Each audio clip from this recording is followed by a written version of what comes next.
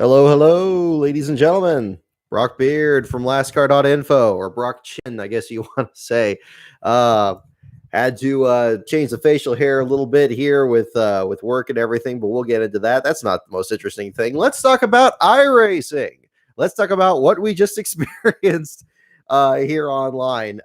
First of all, I gotta say, really happy with the production, that the effort, really, quite frankly, that Fox Sports put forward under extremely unusual circumstances and extremely it showed a fascinating use of imagination, actually, to find a workaround on this, and to actually have experts in the booth and set everything up in such a way that it's at least as close as possible to the real thing.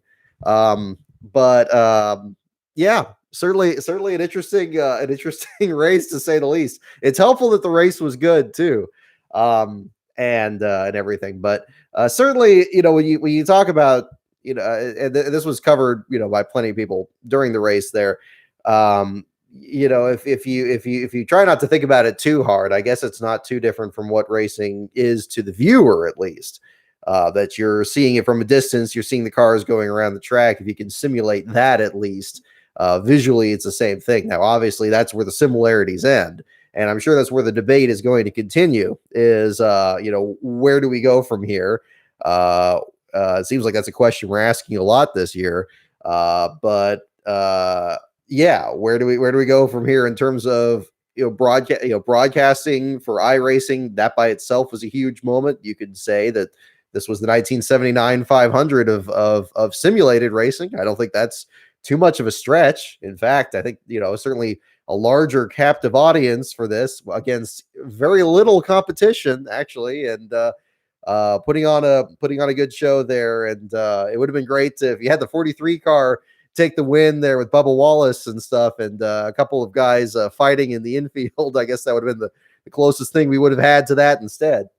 But yeah, I mean, it's certainly interesting. But yeah, but I think what everybody can get on board with, regardless of what happens from here, it was certainly a pleasant distraction from everything going on. At least some semblance of normalcy being put forward by all this. So interesting to interesting to see. And somebody posted this, and I think it was Corey LaJoy posted it, tweeted it earlier. That it wasn't too serious, it wasn't too frivolous. It was a nice balance in between. And that, again, I think goes to the advantage of Fox Sports there, that they were able to strike that balance. Improvising, really. I think the unknowns, I think, helped in this case to make it what it is, or what it was, and everything. And and culminating, a rather crazy week with all these other races we've had, with the replacements 100 last week for Atlanta, the Truck Series effort that Ryan Vargas put on back on Thursday. It's still not the real thing. I don't think anybody's going to accuse it of that.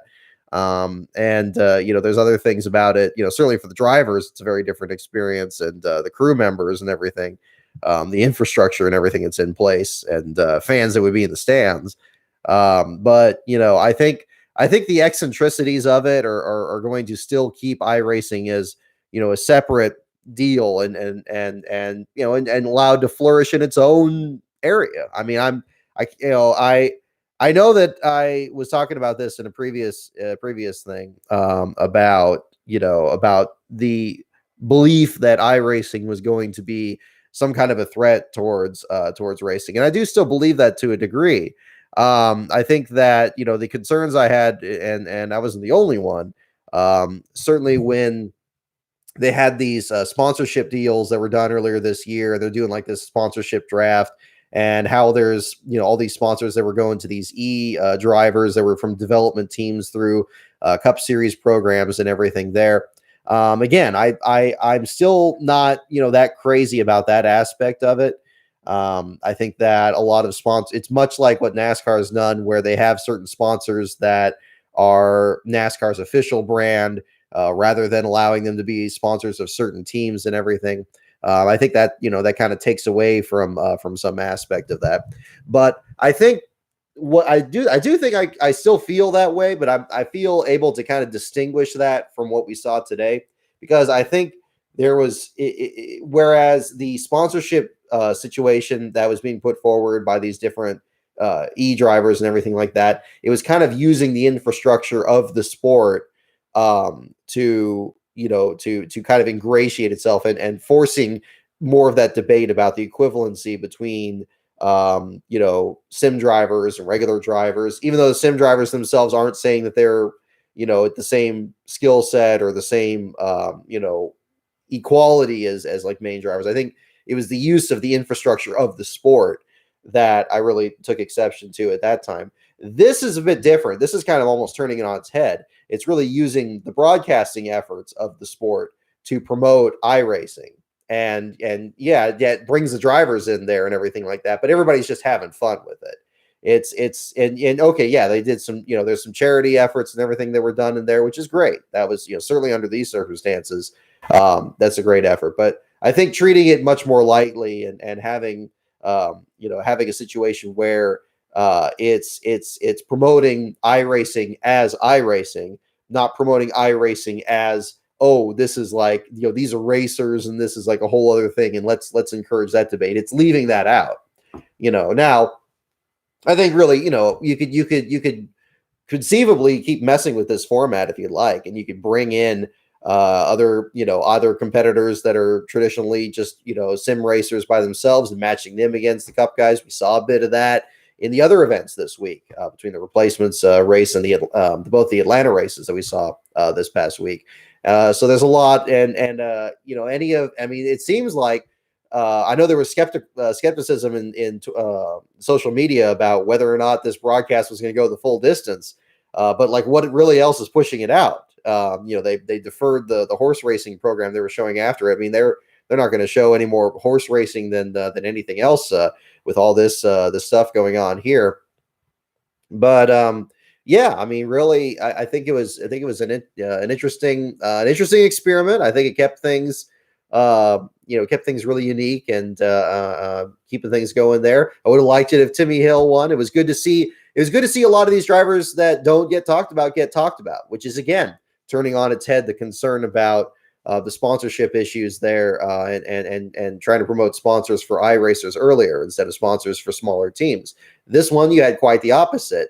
By having this sim racing thing, you see drivers like Kyle Busch being at the back of the field, or Kurt Busch using up all their wrecks, or Jimmy Johnson looking like a rookie out there with his IndyCar setup, and getting wrecked, losing a lap. But meanwhile, you have these people that are really good at sim racing, then suddenly getting up to the front of the field. And you have a Garrett Smithley, or you have a Timmy Hill, or you have Landon Castle, all right up there in the mix and staying up there for the whole race. Obviously, Landon Castle having his history and doing qualifying challenges back when he was a go or go home driver. I mean, he's been doing this for, almost, I don't know if it's been longer than the time he's been an actual Cup Series driver, but at least a comparable length of time. Timmy Hill with his experience, and everybody showing off their different setups and everything too. I thought was cool that Timmy Hill is a very similar setup to Ty Majeski's, who of course is like the Richard Petty of iRacing from what I've seen, and just the little bits that have been exposed to here this past week.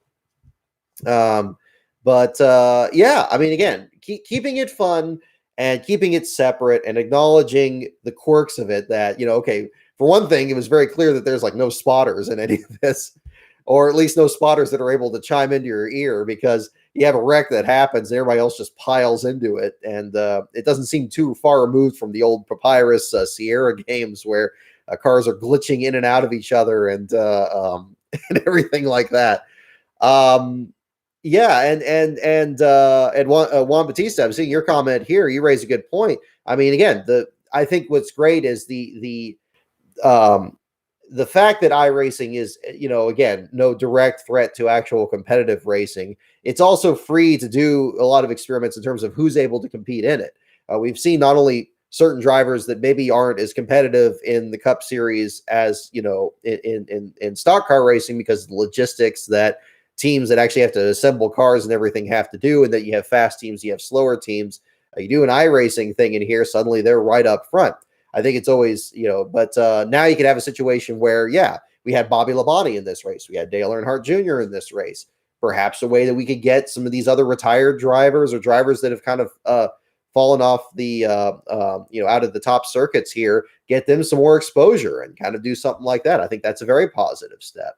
A lot of people asking about Jerry Nadeau this past week because he's been doing iRacing and seeing him work with the simulators too. That would be fantastic. I mean, wouldn't and we've seen how successful Throwback Weekend has been. What's to say that you can't have throwback paint schemes on these cars and everything or something like that. I mean, I know I enjoy seeing Jerry run like the Holligan paint scheme again, or seeing Bobby Labonte run one of his old paint schemes there, or something. I think that there's a lot of ways you can have fun with this. That's the important thing, having fun with it and keeping it as light as possible. You have these 100-lap races, so you have that element of kind of taking the best element of like the truck series in there, of having really short sprint races, and just making it what it should be. But I think again, I'm encouraged by that kind of thinking and the way that they were approaching it to just say, okay, well, look, this is iRacing, this is the fun stuff here, and this is its own thing, and that's fine with it being its own thing, and certainly, with nothing else being out there and all sports being completely suspended indefinitely, it's a perfect situation for them to really try this out. It's a dry run. It's like being in college and trying a new identity or trying some other kind of thing. You go out there and try that, and then you go out in the world and see how that works from there. And it's if it doesn't work, okay, but nothing was lost because what else are they going to show?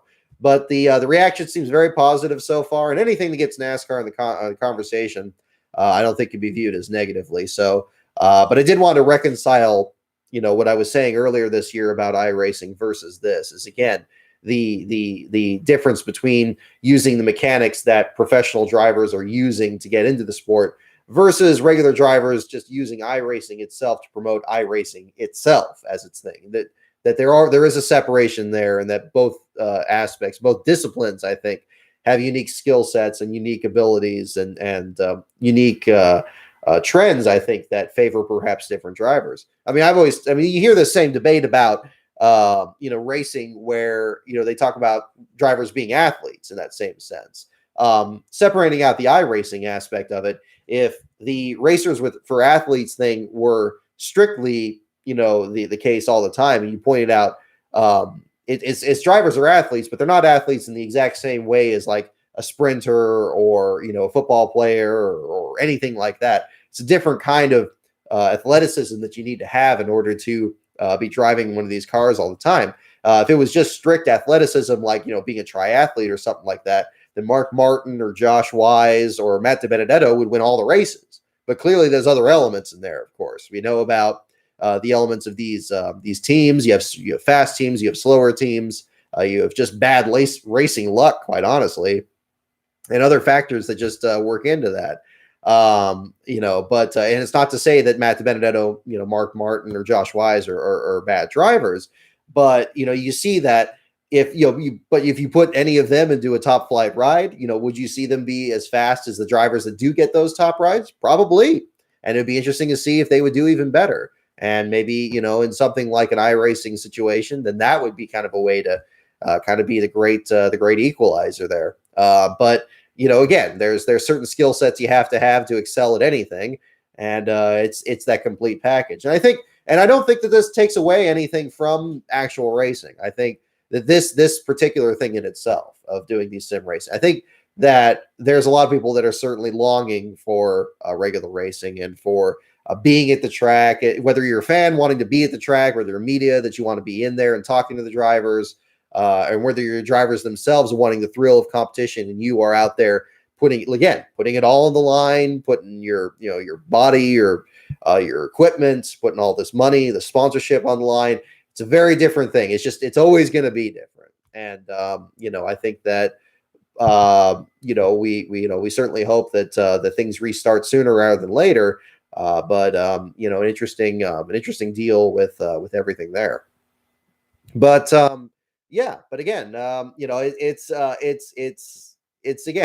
hard to be disappointed with the show that they put on there, and the competitors out there. And again, also being able to talk about these drivers that don't get talked about that much. I thought it was a very nice touch that Landon Castle ran the number 89, especially since at Homestead last year in the Xfinity Series, he turned in that fantastic run for Morgan Shepherd's team where they were able to get extra sets of tires and do so well there, and even landing a sponsor for this. I mean, that's just amazing there. I mean, that's probably something we're going to see even more of. Obviously, Dale Jr.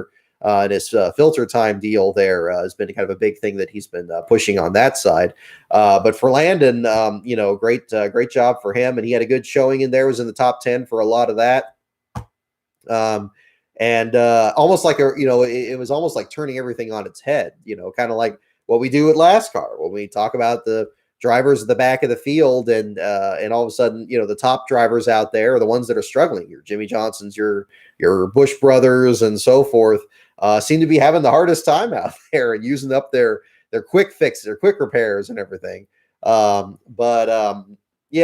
I mean, it was certainly an entertaining afternoon, and certainly a welcome bit of relief and everything. And I'm sure. I sure hope you guys enjoyed that as well.